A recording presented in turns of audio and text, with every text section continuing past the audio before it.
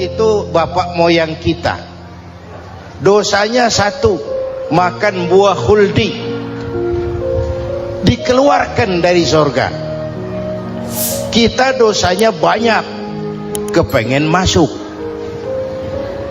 nggak nyambung.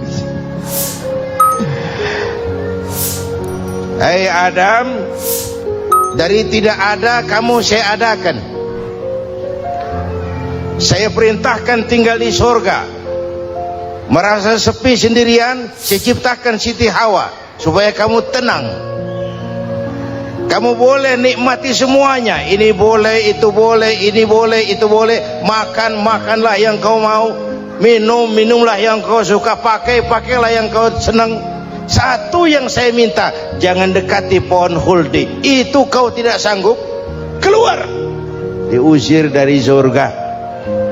Sujud Nabi Adam, kata riwayat 40 tahun sujud, membaca Rabbana zalamna anfusana wa illam taghfir lana wa tarhamna lanakunanna minal. Itu namanya istighfarnya Nabi Adam. Istighfar itu kan mengucapkan astagfirullah, basmalah, membaca bismillah. Jangan kayak teman saya disuruh banyak-banyak baca istighfar, benar-benar dia baca istighfar, istighfar, istighfar. Bukan itu maksudnya. Nah, maka salah satu amalan yang sangat dianjurkan di bulan Muharram ini memperbanyak istighfar.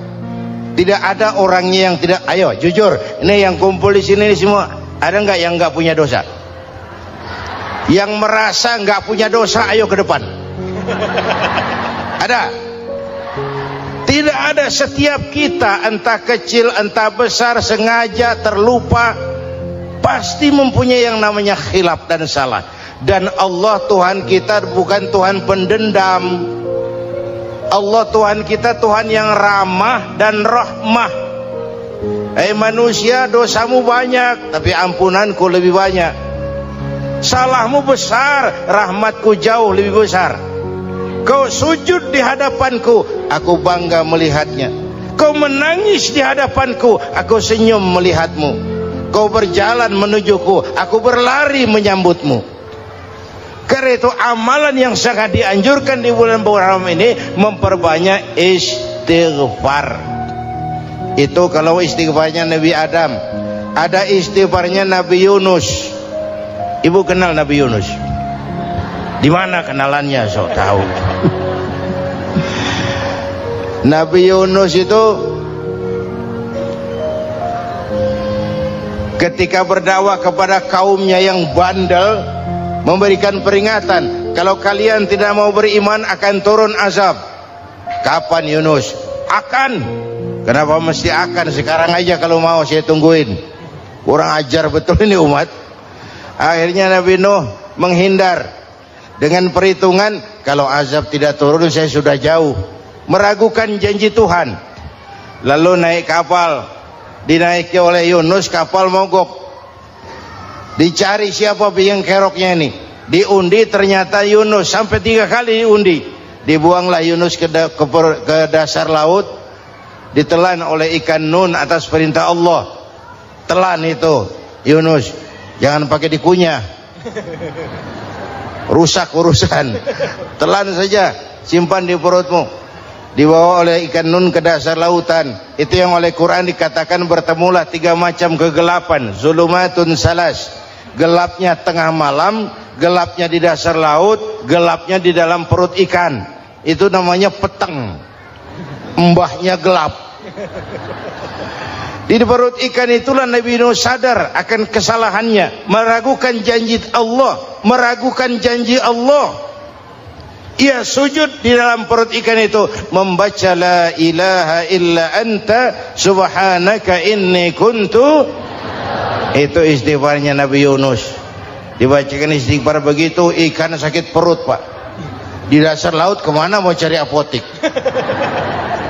Dia naik ke permukaan, memuntahkan isi perutnya. Nabi Yunus keluar dengan selamat. Itu pun terjadi pada hari ke-10 bulan Muharram. Istighfar intinya itu. Itu amalan utama bulan Muharram, memperbanyak istighfar. Allah selamatkan Nabi Nuh dari bahtera banjir yang luar biasa, 10 Muharram. Allah selamatkan Nabi Ibrahim dari pembakaran Raja Namrud, 10 Muharram. Setelah Nabi Ibrahim itu menghancurkan berhala-berhala, Abrahat pulang mau ibadah, lihat Tuhannya berantakan, marah besar. Siapa yang menghancurkan Tuhan-Tuhan kita ini? Ada yang lapor, kami lihat Ibrahim. Tangkap. Belum ada bukti, tangkap dulu yang penting, bukti belakangan. Tangkap.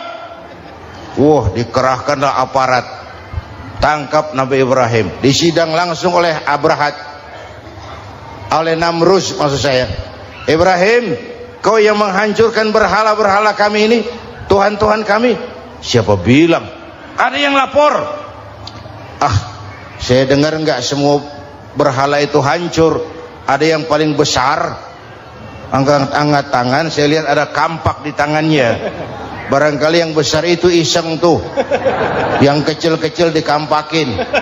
Tanya aja sama dia, kamu gila? Kenapa? Masa kami disuruh nanya berhala? Nggak bisa jawab. Nggak bisa jawab. Lah kenapa disembah?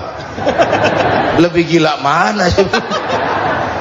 Tahu nggak bisa jawab kenapa disembah? Kurang ajar kamu Ibrahim. Bakar, dibakar.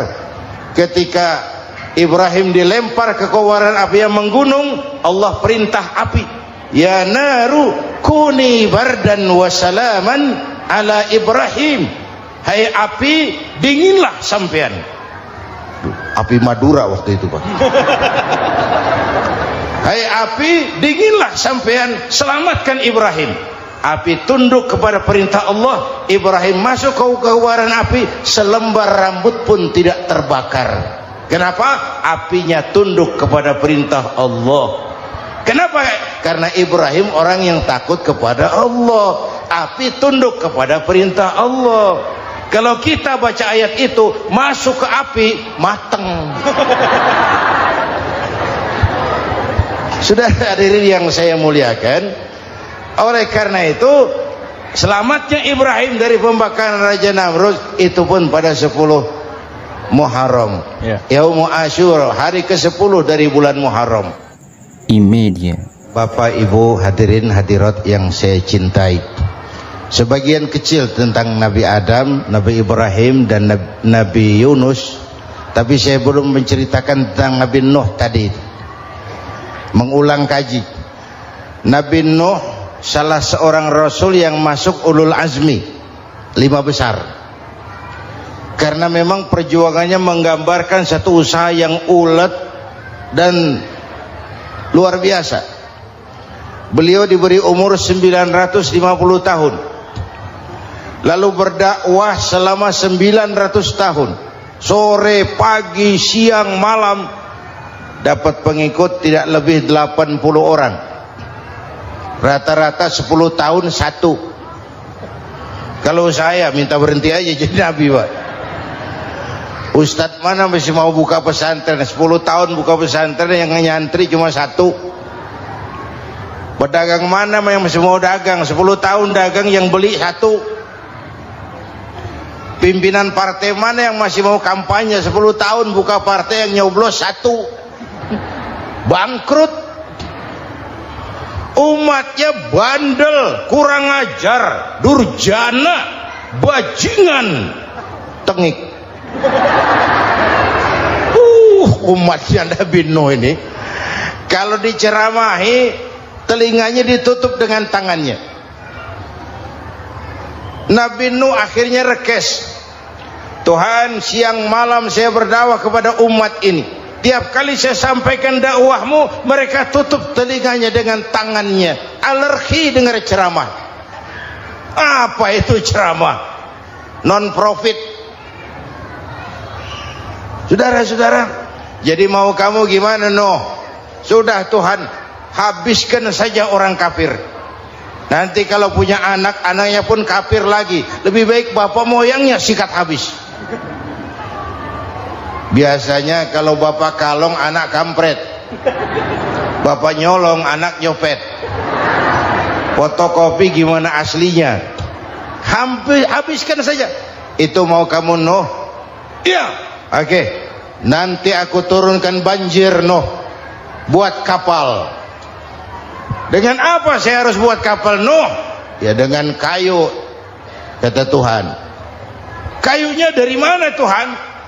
Ya dari pohon Nuh. Pohonnya belum ada Tuhan. Ya tanam dulu Nuh. Bikin kapal kayunya nanam pohon. Apa artinya? Perjuangan perlu kesabaran. Sukses itu ada prosesnya.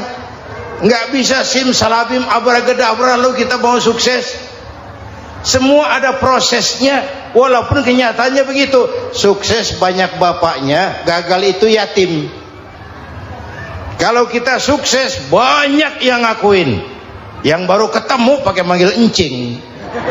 Ketemu baru. Tapi sukses banyak bapaknya. Gagal yatim, nggak ada yang mau ngakuin kalau kita gagal itu.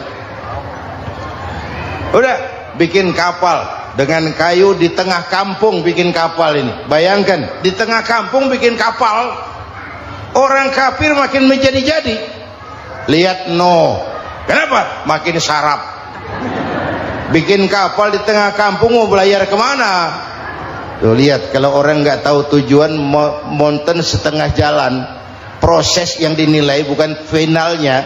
Ya kayak gitu kesimpulannya. Saya enaknya sendiri. Bikin kapal. Kapal mendekati selesai. Ini orang kafir rame-rame datang ke kapal Nuh. Mau apa? Buang najis. Sakit perut berangkat ke kapal Nabi Nuh. Nongkrong. Dapat 2-3 tumpuk pulang. Penuh lantai kapal dengan najis manusia. Inilah perjuangan. Bukan jalan raya lurus bertabur bunga di kanan kirinya. Banyak ondak dan duri, fitnah, caci maki, antipat, segala macam. Nuh. Ada orang tua dasar kafir, kurang ajar, sudah stroke berangkat juga ke kapal Nuh. Mau buang najis, pincang-pincang digotong orang. Selesai buang najis dia bangun mau pulang, pegangan tiang kapal terpeleset jatuh di atas tumpukan najis. Terjadi keajaiban, yang stroke-nya sembuh, lumpuhnya hilang, berangkat digotong-gotong pulang, jalan gagah sekali. Tapi orang kampungnya heran, ente sudah sembuh? Sudah. Berobat di mana? Kok begitu paten? Di kapal Nuh. Masih banyak.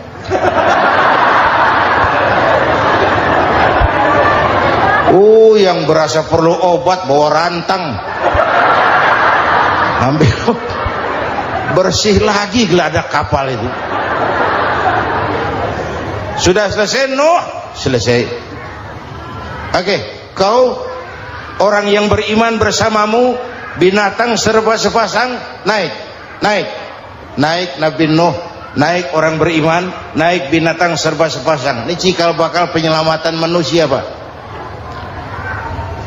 Naiklah orang beriman, sudah naik semua, Nabi Nuh kontrol. Ini contoh buat kita, kontrol. Sudah naik semua teman-teman, sudah. Pemimpin yang baik bukan cuma terima laporan di belakang meja. Laporan itu yang mana juga bagus. Sama juga kampanye yang mana juga merdu. Kalau aja yang dihitung. Pernah ada calon bupati kampanye janji, kalau saya berhasil kita akan banyak bangun jembatan di daerah kita. Rakyat tanya, Pak, nggak ada sungai di kampung kita, Pak. Dia bilang, sungainya kita bangun sekalian. Udah kadung janji, mana pula orang mau bangun sungai ini. Saudara-saudara, kontrol. Jangan cuma tunggu laporan di belakang meja. Semua laporan bagus. Ya Bu? Bu?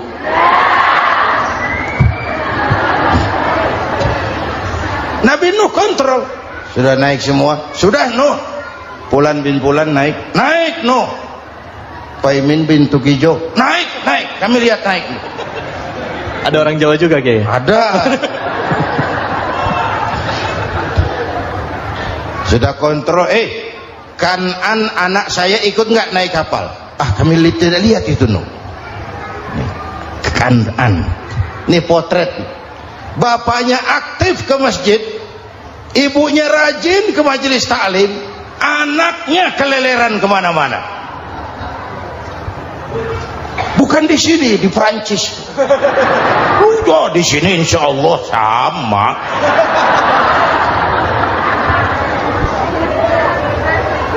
Nuh karena sayang anak, Nuh karena cinta anak, Nuh karena tanggung jawab anak, cari naik ke atas kapal. Lihat Kan'an anak saya, nggak lihat Nuh. Turun ke ruang bawah, periksa lagi. Mang, ayah Kan'an di dia. Jamaah Tasik ini rupanya di dalam. Tuh ayah mang. Ayah ke mana ya budak ini? Turun ke bawah, tanya lagi, ono Kan'an to? Ora nano ora ketok. Rombongan Jawa Tengah naik ke atas buritan. Dari buritan kelihatan ternyata Kan'an tidak ikut naik kapal, kumpul di darat bersama orang kafir. Ini potret kita sekarang.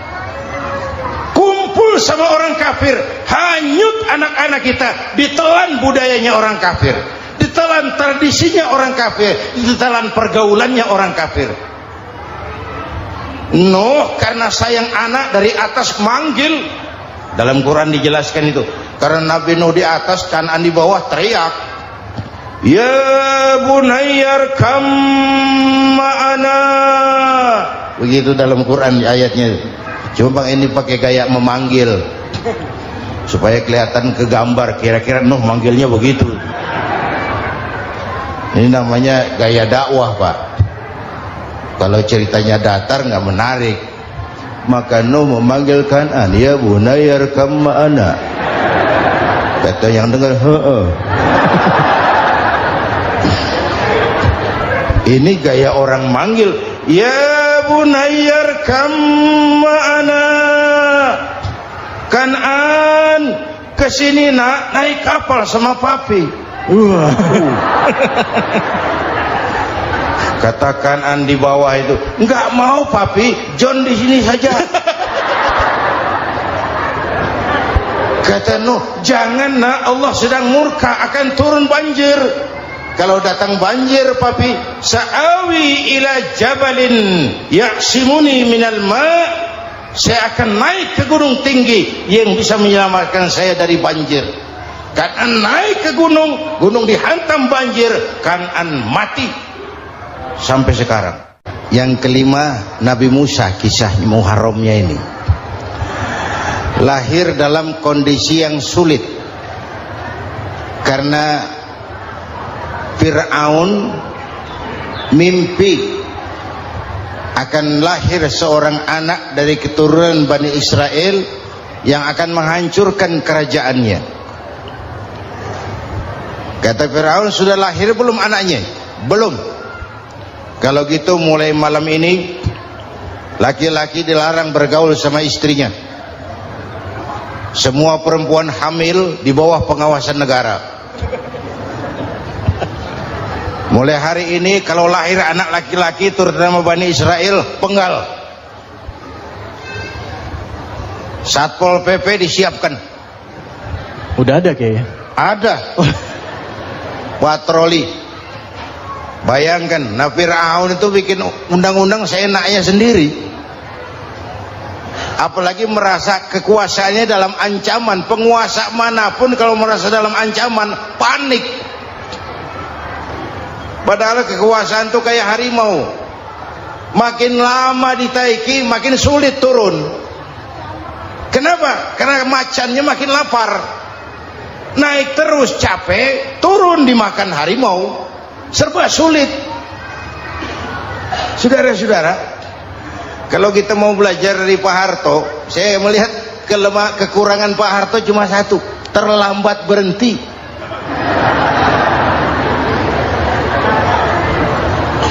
terlambat berhenti. Di sekelilinginya banyak tukang jilat, tukang semir. Pak, kalau tidak ada bapak kami bagaimana, Pak? Saudara hadirin yang saya hormati, maka sering saya ingatkan, temanmu yang sejati adalah teman yang membuat kamu jadi benar, bukan teman yang selalu membenarkan kamu. Berapa banyak pejabat-pejabat hancur karena selalu dibenarkan oleh lingkungannya. Bapak benar, Pak, Bapak bijaksana, Pak, itu tepat, Pak, benar. Buang angin pun kata kelilingnya, oh Bapak sehat. Temanmu yang sejati, teman yang bikin kamu jadi benar, bukan teman yang selalu membenarkan kamu. Bapak Ibu hadirin yang saya hormati, tapi kehendak Allah terjadi. Lahirlah Musa, bayinya dihanyutkan di sungai Nil. Bayi sudah menderita, dihanyutkan di sungai Nil, dan akhirnya besar di lingkungan istana Fir'aun. Diriwayat oleh Ratu Aisyah, perempuan Fir'aun,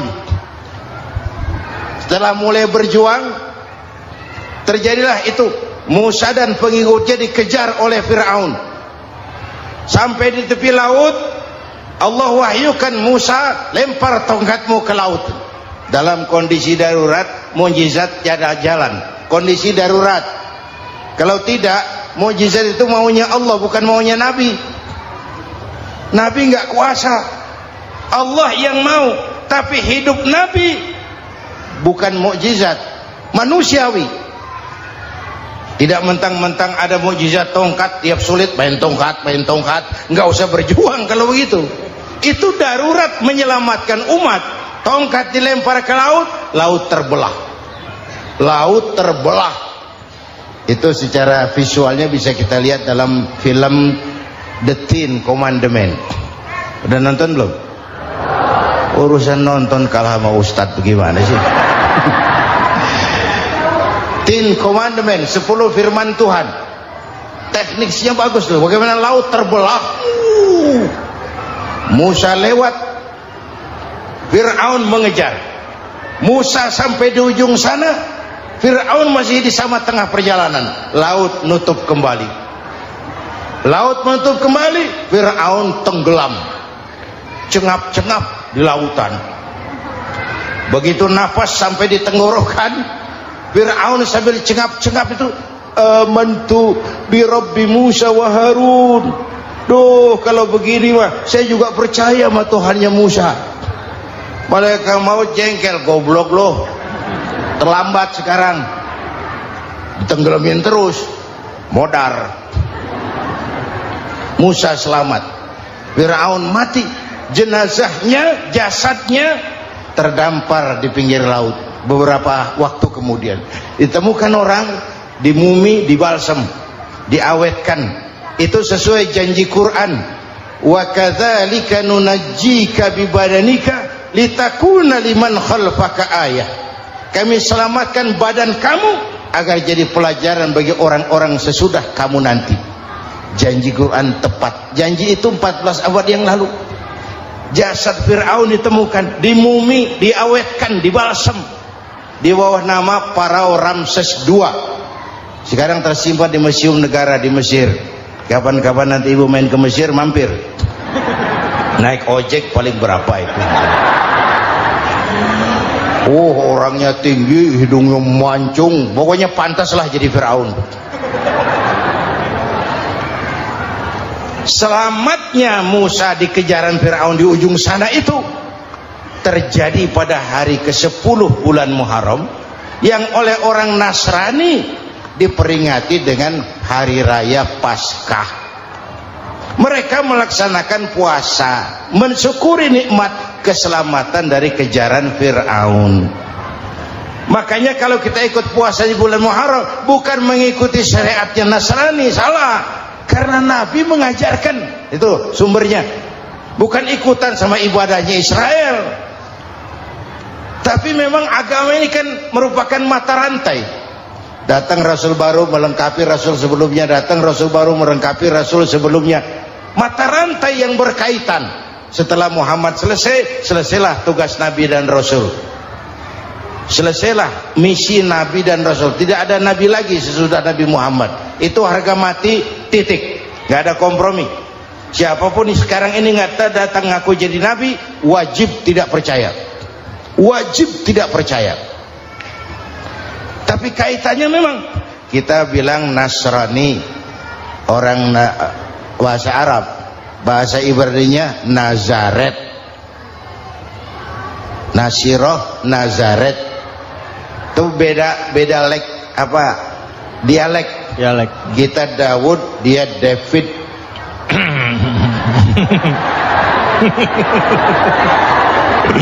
Ibrani. Kita Ali, dia Alek. Kita Sulaiman, dia Solomon. Kita Camat, dia Comot. ini yang ngomong ini comot sembarang. Imedia. Bapak dan Ibu jamaah yang saya cintai, pertanyaan pertama, hijrah qalbiyah. Ada hijrah badaniyah, hijrah fisik yang dilakukan Nabi dan sahabat dari Mekah ke Madinah. Itu hijrah badaniyah. Ada hijrah qalbiyah, hijrah hati. Dan ini yang kita perlukan sekarang. Karena refleksinya akan membias kepada alur kehidupan. Kalau hati kita mau berhijrah, fisik akan ngikuti. Hijrah dari tempat, dari malas ibadah menjadi rajin ibadah. Hijrah dari maksiat kepada yang ma'ruf, dari berpecah belah menjadi bersatu. Hijrah seperti itu yang sangat kita perlukan.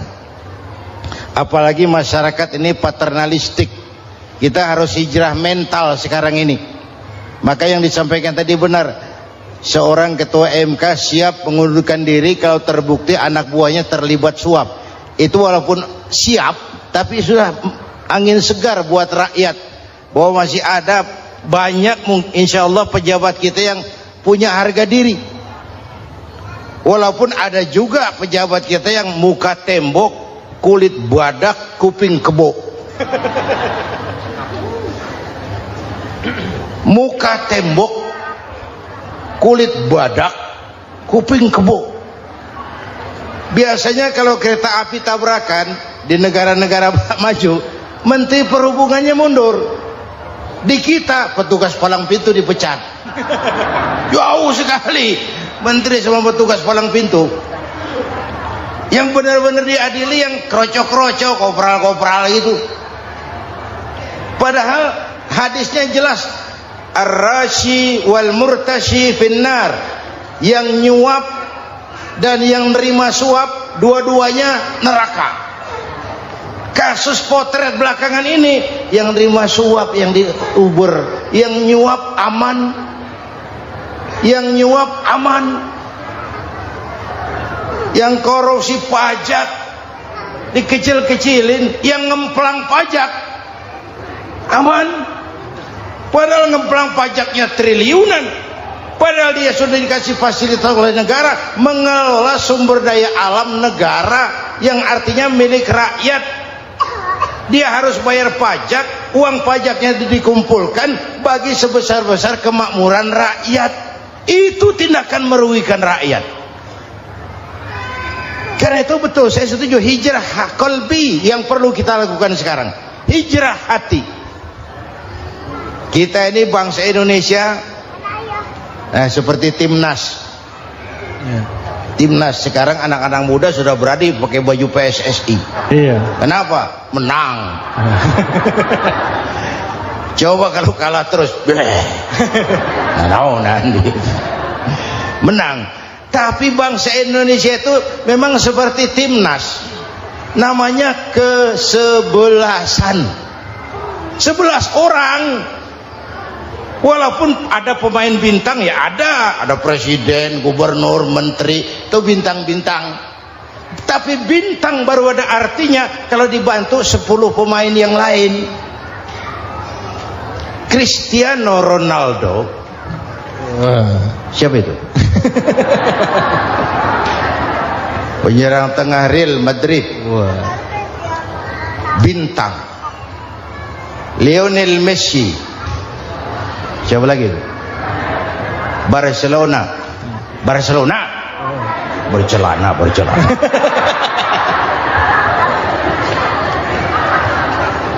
Michael Rooney, bintang Manchester United. Ronaldo baru bintang, Messi baru bintang kalau ada 10 pemain yang lain. Bagaimanapun hebatnya Cristiano Ronaldo, kalau sendirian lawan satu kesebelasan, babak belur. Itulah kita, bangsa Indonesia. Kita satu kesebelasan, harus saling memperkuat. Ada bangsa kita ini yang jadi jaksa, ada yang jadi hakim, ada yang jadi polisi. Itu posisi penyerang tengah, kiri luar, kanan dalam, back, striker, kiper, posisi. Tapi sadar kita satu kesebelasan, Bung. Jangan bikin gol ke gawang sendiri. Kalau punya bola bagus, operan dong sama temannya. Yang bisa menciptakan gol, operan. Ada yang jadi pengusaha besar, bagus boleh. Punya untung besar, operan. Kasih masjid, kasih pesantren, operan. Ini kesebelasan kita kalau punya bola, pelitnya setengah mati, Pak. Nggak mau ngoper. Bawa sendiri, mending bikin gol. Enggak. Kita ini satu kesebelasan. Satu sama lain harus saling memperkuat. Bahwa ada penyerang tengah, itu si posisi.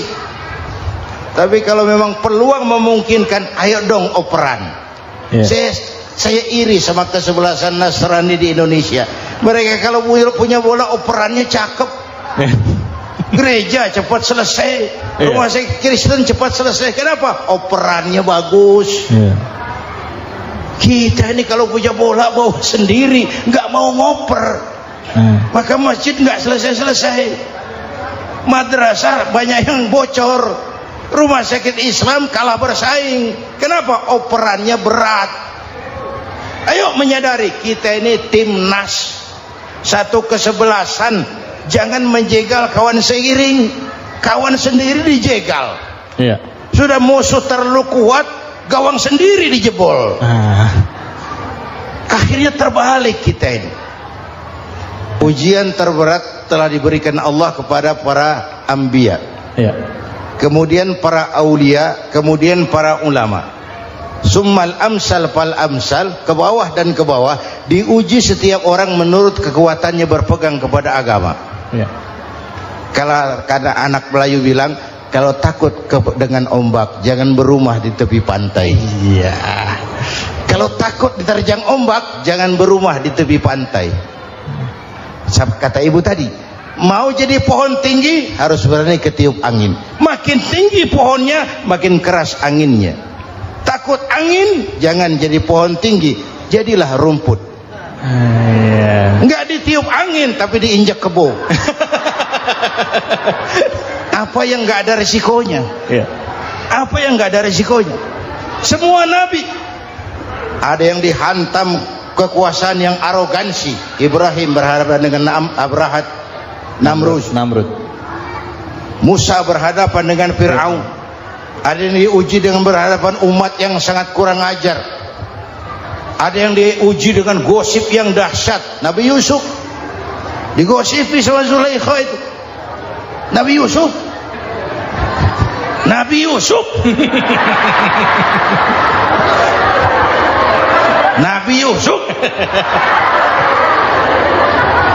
Yang namanya gosip itu kan menyebarkan keburukan orang. Kalau benar saja hukumnya ghibah. Kalau salah hukumnya fitnah. Fitnah lebih bahaya dari pembunuhan. Benarnya ghibah, salahnya fitnah. Saudara hadirin yang saya hormati, jadi resiko itu biasa. Tidak ada yang tanpa resiko. Kalau takut ombak, jangan berumah di tepi pantai. Tinggal bagaimana kita menyikapinya. Kalau kita dewasa, ini bagian ibadah saya kurang. Mungkin karena dia omongin orang, tambah pahala saya. Mungkin karena dia omongin orang, tambah pahala saya. Maka saya ngadepi gosip sepatah pun saya nggak ngomong.